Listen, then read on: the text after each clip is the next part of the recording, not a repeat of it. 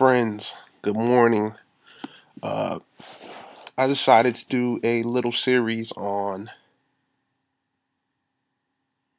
plugins that I feel are slept on and that you should take advantage of that a lot of people don't know about. I know you have your big plugin names like Waves and UAD and Sound Toys, all the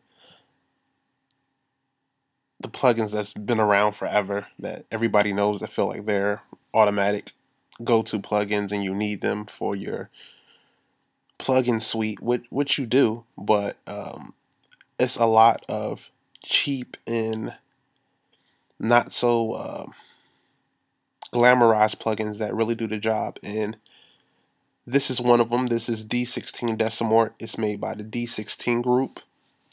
They do a lot of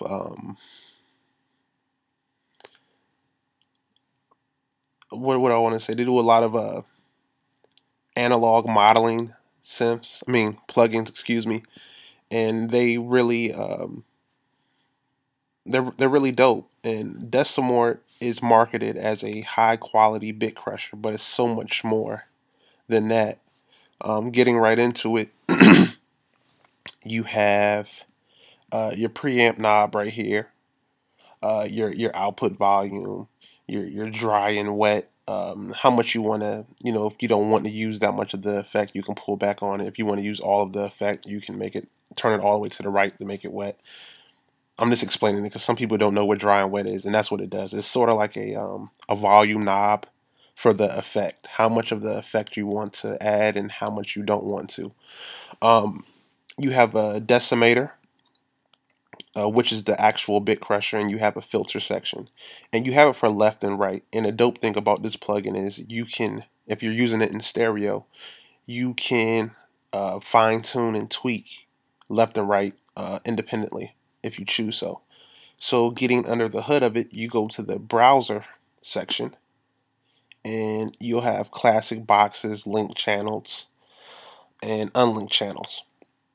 And under classic boxes, you have MPC 60, 16-bit 8 hertz, 16-bit 16 hertz, and 16-bit 32 hertz. I believe these are the MPCs, but don't quote me. I think these are modeled after the MPC 2000s right here. You have the 909 hi-hats, the Commodore 64 volume registry, the Commodore 64 PWM coding, the Emacs emulator, the VZ1 low. I've never heard of that one. Your Ensoniq EPS. This is the sound module / keyboard that came before the ASR. It was the EPS, then they turned it into the ASR. And you have the SP1200, and everybody should know that. That's a very classic drum machine. In link channels, you have Bottomizer, Nonlinear Equations, Acid Line, Hello Mr. Nyquist, Industrial Lo-Fi, Ring and Kick, Phone Call, Sandpaper, Acid Crush.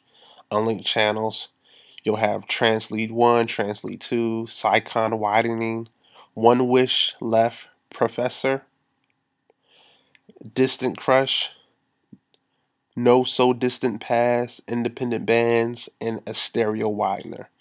And you have a section for your own custom presets, and you can save these presets and they'll recall. So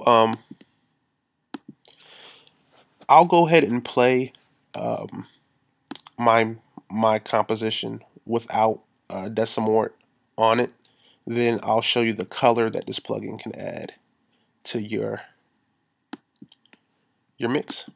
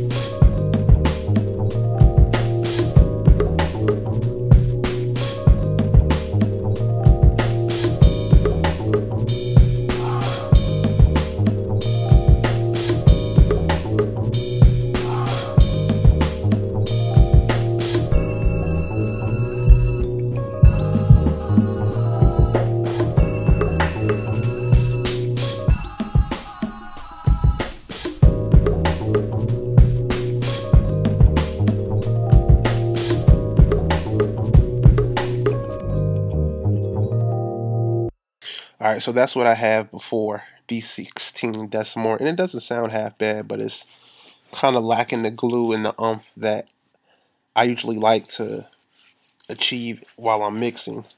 So we'll go ahead and sample. We'll go ahead and solo out my samples. I have the sample broken up into 3 parts. The actual main sample, I filtered it, and I filtered it again with just having the bass in the sample. And I have all these bussed to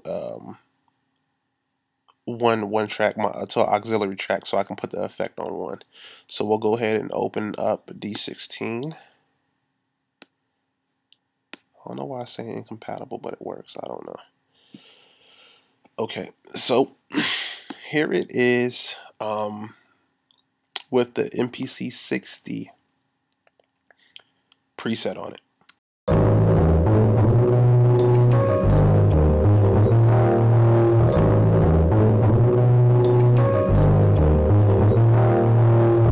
And you see it has that rugged MPC 60 sound. If you had the pleasure of using an MPC 60, it was really gritty. It was 12-bit, and it was just a really gritty sounding drum machine. And a dope thing about the D16 Decimort is, I don't know how they did it or how they copied the algorithms of the AD converters to get it to sound like it, but I own a EPS, I own a SP1200, and I own an MPC 60, a 2000, and a 2000 XL, and it rivals the sound. So if you don't have the means to get that sound by actually using a drum machine, this is a dope alternative. Or even if you have them and you just don't feel like, I mean, because it's a hassle tracking out of those machines, trust me. We'll go ahead and audition the 16-bit 8 hertz preset.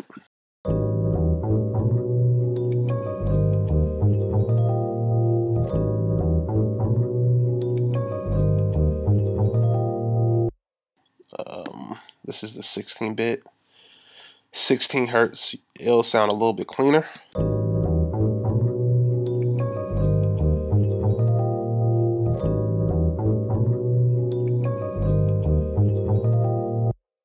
And this is the 16-bit, 32 hertz. And this will sound really warm and clean.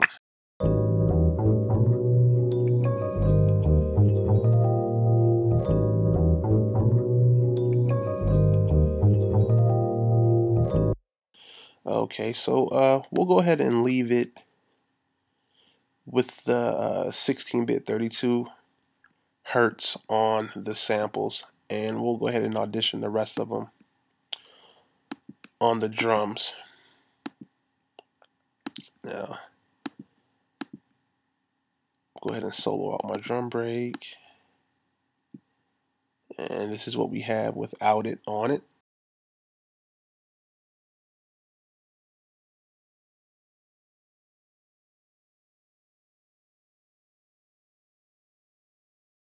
So we'll go ahead and add another instance of the plugin.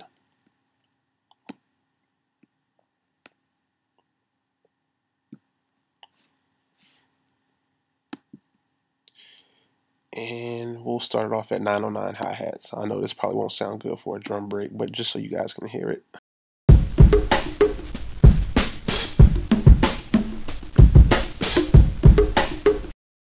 Okay, this is the Commodore 64 volume registry preset. I couldn't imagine using that one. This is the Commodore 64 PWM coding.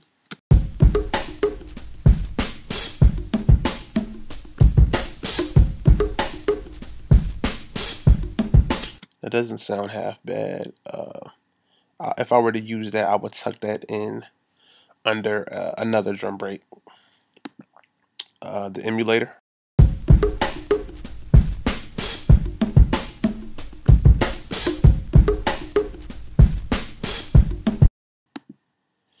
The VZ1 low.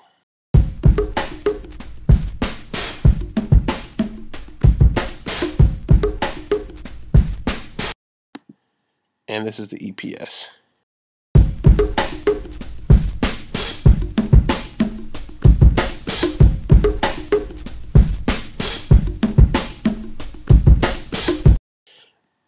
the EPS gives it a lot of thump and a lot of, it just seems like it just brings it out more. Let's A and B it so you can hear the difference. This is with it.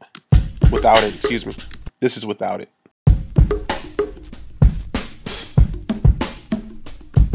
This is with it.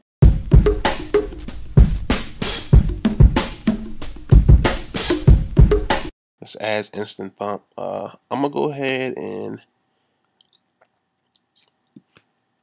take the bit crusher off of it because I want these drums to sound clean. So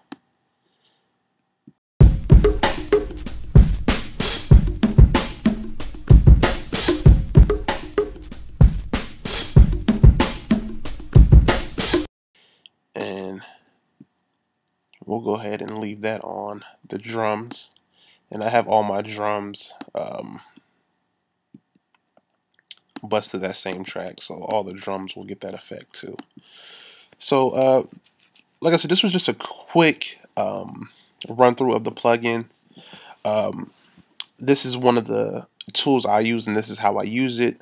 I don't really get into the other features, so I don't really want to talk about something I don't know and tell you the wrong thing. But D16 Decimort is a really dope and slept on plugin.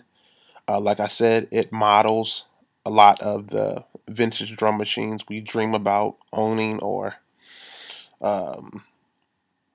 having the sound of in our productions, especially with the inception of producing on the computer. We don't have the luxury of having that sound because it's based on our sample rates and different stuff like that in the sound engine of the actual DAW. So it's really no more AD converters. It turns into your, you know, your sample rate of your DAW and your sound engine of your DAW, and that's what we are stuck with. And we have to use other third-party plugins and effects to achieve that grittier, dirtier, warmer sound. But it's fairly priced. I believe it's $50. I'll put the link in the description, and I'll go ahead and play what I have with the plugins on it, so you can see. But you know, check it out for $50. It's worth the buy. I definitely endorse this plugin. I hope you enjoyed. Rate, comment, and subscribe. Peace.